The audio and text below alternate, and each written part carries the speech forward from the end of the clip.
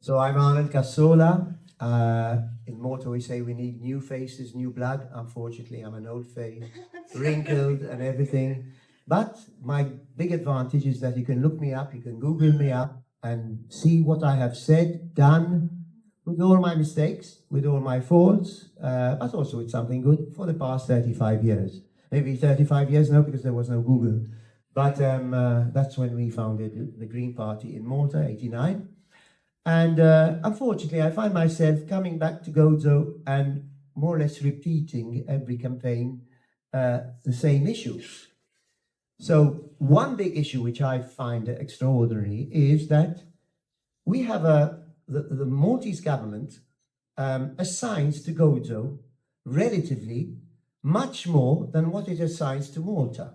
So 10% of the funds we get from Europe, in theory, on paper, are supposed to be given to Gozo. Now, in Malta, there are 13 districts, right? So when you get 10%, you are getting more average than a Maltese electoral district. And yet, where are these funds going? Are they going in the right place? These funds are going into cutting down the trees. I went today to look the first part. Okay, in Marshall Forum, you know, the Rabat part. They're already digging up agricultural land. It hurts you, you know. It goes in ministers handing out handouts to the driver, who is his cousin, to the wife of his brother, this is Joe Etienne, who is his chief of cabinet. The other one who hasn't got, no, he's got his daughter even now for mayor out in Shokia, Refalo, 19-year-old daughter. And I have received reports of people who have changed the address, about 25 already from Kerchem, Ala, all of a sudden, they are now resident in Shokia, so that the 19-year-old daughter of Anton Refalo becomes the mayor. Or else we spend our free time, you know, finding some Victoria Regina milestone and taking it, you know. We need the money in Gozo has to be spent in the right way.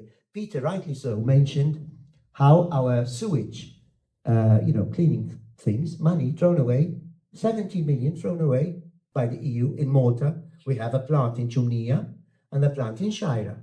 Today, they cannot keep up with the amount of, well, let's call it what it is, shit that we produce. So every week, they simply discharge into the sea, in Meliha, in Shira. And we got 70 million euros for this, and we've thrown it away. We've also thrown away another 25, 30 million, Peter and Sandra, for markup. We got this, and I was there, because I remember you coming as a young guy, remember, 21 years ago in Brussels. I was the only Maltese politician in Brussels when I was elected Secretary General of the European Green Party before we entered the EU. And so I was very much involved, you know, as an outsider, but with contact on negotiations. And one thing we were fighting for is to get markup with all the leakage into the seas and all the water, which is chemicals and so on. And Europe gave us 25 million to clean up markup. And we started the afforestation thing.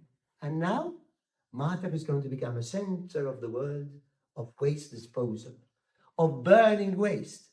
And I have been told by technical people, I'm not an expert, of course, but that the Maltese government has gone for a plant which is medium-sized incinerator, not even small size. Now, a medium-sized incinerator for Europe is enormous for Malta. And there is a big risk. First of all, it is going to dissuade us from separating our waste, because we need to burn it to create energy. So why separate green bag, black bag, organic? No, it has to be burned. But we are so small, overpopulated but small, that there is not enough to feed this medium-sized incinerator. So we risk ending up being net importers of waste from abroad to be able to feed our incinerator to produce electricity. So but these are technical things which I will, but these are people, experts telling me that. So where is our European money going? So the 10% that is supposed to be given to Gozo, we have to ensure that it's given in the right way. We have to spend our money properly. And if we say we I personally, and the Italian Minister of the Environment, Pecoraro Scanio, we invented the word eco-gozo, which then the nationalists copied from us. Okay. In 2007, when you were still a baby, when I came in 2000, when I was a member of the Italian Parliament, and the Minister of the Environment in Italy was Pecoraro, was a Green, we came together, had a press conference, and he said, look, Gozo is the ideal place for an eco place. You can experiment in Gozo for energy, renewable energy. It's so small. Traffic, cars, try and limit, etc. And it was taken over by Giovanna De Bono. But the concept was totally given. It was just ended up giving 5,000 to a band club and 10,000 to the others, just to buy votes, basically. Nothing ecological. If you notice, even today, everything is eco-Gozo. And you go to a festa tal Caboccia or a festa tal Lumi, which is nothing to do with, okay? So we have to ensure that the money goes where it is. So Gozo has to stop going for mass tourism. Gozo has to go for niche tourism, which means religious tourism, which means walking tours, which means diving tours.